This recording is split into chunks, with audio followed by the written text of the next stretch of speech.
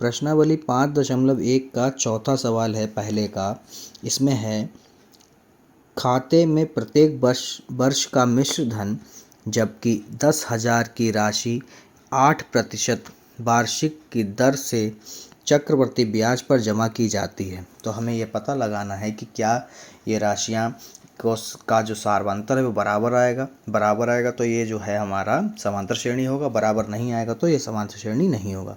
तो चलिए निकालते कैसे हैं, क्योंकि पहले वर्ष का तो दे रखा है, दूसरे और तीसरे वर्ष का कैसे निकालते हैं आइए देखते हैं।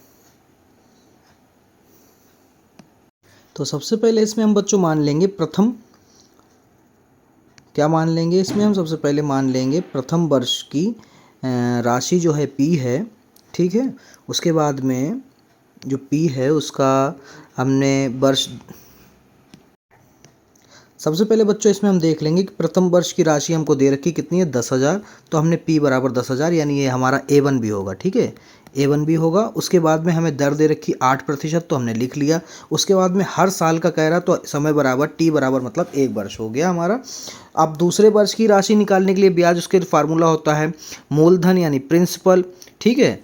उसके बाद में हमारा होता है समय यानी टाइम, ठीक है। फिर होता है हमारा दर यानी रेट, ठीक है। अब बटे में 100। तो इसको कैसे सॉल्व करते हैं आइए देखते हैं। P हमारा जो 10,000 है उसको लिखते हैं, गुणा समय हमारा 1 वर्ष है उसको लिखते हैं, और रेट मतलब दर जो है हमारी 8 है, बटे में 100। 0 से 0 कटा, 0 से 0, ठीक है। तो ये हमारा हो गया 800, ठीक है। तो जो हमारे दूसरे वर्ष का ब्याज आया वो 800 आया, तो यहाँ पे हम लिखेंगे दूसरे वर्ष की राशि जो होगी वो क्या होगी बच्चों, 10,000 में 800 जुड़ जाएंगे तो ये हो जाएंगे 10,800, ठीक है। ये क्या है, ये हमारा A2 हो गया, ठीक है, क्योंकि A1 क्या है हमारा, A1 है हमारा 10,000, A2 है उसमें 800 जोड़ दिया ब्याज में लगा के तो हो गए 10,800। अब तीसरे वर्ष का हम क्या करेंगे, इसमें सेम ऐसे लगेंगे, तीसरे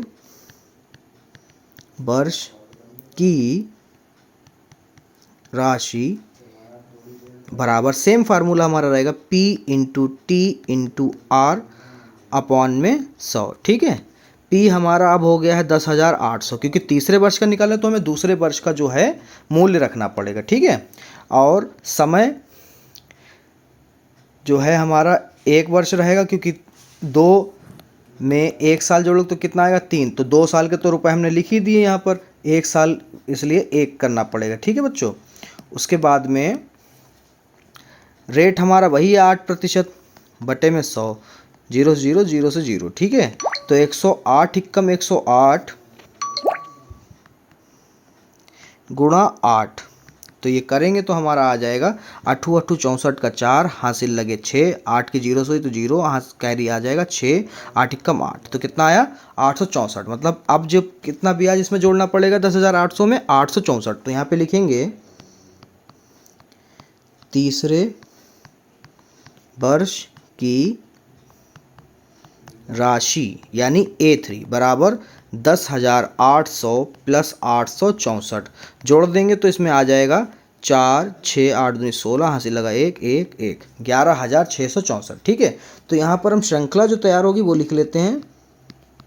श्रृंखला जो होगी वो पहली तो है A1 मतलब है हमारा 10,000, पहले साल हमें 10,000 देना पड़ेगा, फिर उसमें 8% ब्याज जोड़ोगे तो हो जाएगा 10,800, फिर अब 10,800 में हम जोड़ेंगे 8% ब्याज तो ये हमारा हो जाएगा 11,664, ऐसे ही आगे निकाल लेंगे, ठीक है। अब यहाँ पे पता करते हैं कि ये AP है या फिर नहीं, उसके लिए क्या होता है फार्मूला, उसके लिए D1 पहले निकालना होता है, D1 निकाल लेते हैं हम लोग। उसके लिए होता है A2 माइनस A1, यहाँ पर A2 है 10,800 माइनस A1 है हमारा 10,000, यहाँ पे आ गया 800, ठीक है। अब अगर ऐसा ही हमारा D2 आ जाता है तो ये हमारा AP होगा, वरना नहीं होगा।